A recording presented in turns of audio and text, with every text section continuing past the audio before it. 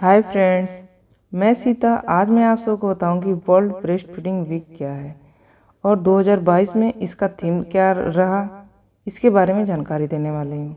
प्रत्येक वर्ष के 1 से 7 अगस्त तक 120 से अधिक देशों में विश्व स्तनपान सप्ताह मनाया जाता है। शिशुओं के लिए नियमित स्तनपान के महत्व के बारे में जागरूकता पैदा करने के लिए विश्व स्तनपान दिवस, विश्व स्तनपान सप्ताह, वर्ल्ड ब्रेस्ट फीडिंग मनाया जाता है। शिशुओं के लिए स्तनपान बहुत महत्वपूर्ण है क्योंकि यह उनके स्वस्थ विकास में मदद करता है।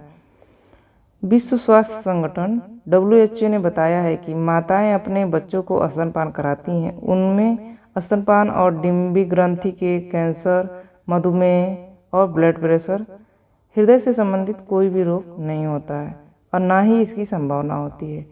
विश्व स्तनपान दिवस लोगों को जागरूक करता है कि माताओं को जन्म के बाद पहले 6 महीने के लिए शिशुओं को स्तनपान कराना अनिवार्य है। 6 माह तक सिर्फ स्तनपान और फिर उससे अधिक अवधि के लिए वह एक वर्ष तक स्तनपान करा सकती है, लेकिन साथ में उसको बच्चे को ऊपरी आहार भी देना होगा। पतला गाढ़ा ऊपरी आहार भी दें और अपने बच्चे को स्तनपान भी कराएं। यह सिलसिला आप आगे तक भी बढ़ा सकती हैं, लेकिन 6 माह तक तो सिर्फ स्तनपान होना जरूरी है।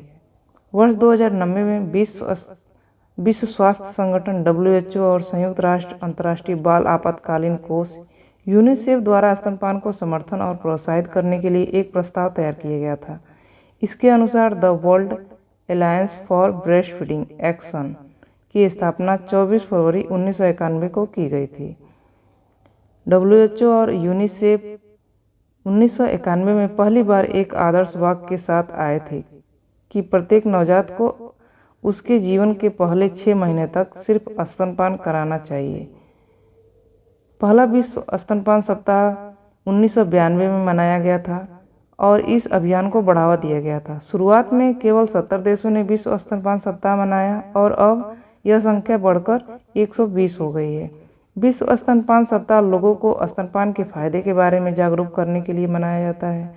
कई माताएं अपने बच्चे को स्तनपान नहीं कराती हैं क्योंकि वे अपने फिटनेस और शरीर के आकार को बनाए रखने के लिए वो अपने बच्चे को दूध नहीं पिलाती हैं, अपने ही फिटनेस के ही बारे में सोचती हैं। स्तनपान न केवल शिशु के लिए बल्कि माँ के लिए भी फायदेमंद होता है। डॉक्टर माताओं को अपने नवजात बच्चे को जन्म के बाद 6 महीने तक स्तनपान कराने की सलाह देते हैं। डॉक्टर भी सलाह देते हैं कि 6 माह तक सिर्फ स्तनपान कराना चाहिए। माँ के दूध के कई स्वास्थ्य लाभ हैं, आवश्यक पोषक तत्व प्रदान करते हैं और बच्चे को घातक बीमारियों से बचाते हैं। माँ के दूध में मौजूद एंटीबॉडी शिशु को प्रतिरोधक क्षमता को बढ़ाता है। जो माँ के दूध में एंटीबॉडी होते हैं वो बच्चे के रोग प्रतिरोधक क्षमता को बढ़ाता है और उन्हें कीटाणुओं और वायरस से लड़ने में मदद करता है। एंटीबॉडी कई बाल रोगों को रोकने में भी मदद करते हैं। स्तनपान कराने वाले शिशुओं में संक्रमण, अस्थमा और एलर्जी होने की संभावना कम होती है। जो बच्चे स्तनपान करते हैं उनको एलर्जी कम होती है और अस्थमा भी बहुत कम चांस रहता है। विश्व स्तनपान दिवस महिलाओं के अपने बच्चों को कभी भी स्तनपान कराने के अधिकारों पर भी प्रकाश डालता है। विश्व स्तनपान सप्ताह 2022 का थीम है step up for breast feeding education and support,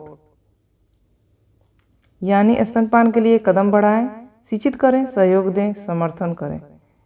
विश्व स्तनपान सप्ताह का विषय मुख्य रूप से इस बात पर प्रकाश डालता है कि स्तनपान को बढ़ावा देने के लिए संगठनों द्वारा कुछ उपाय किए जाने की आवश्यकता है क्योंकि यह बच्चे की शुरुआती विकास के लिए फायदेमंद होता है।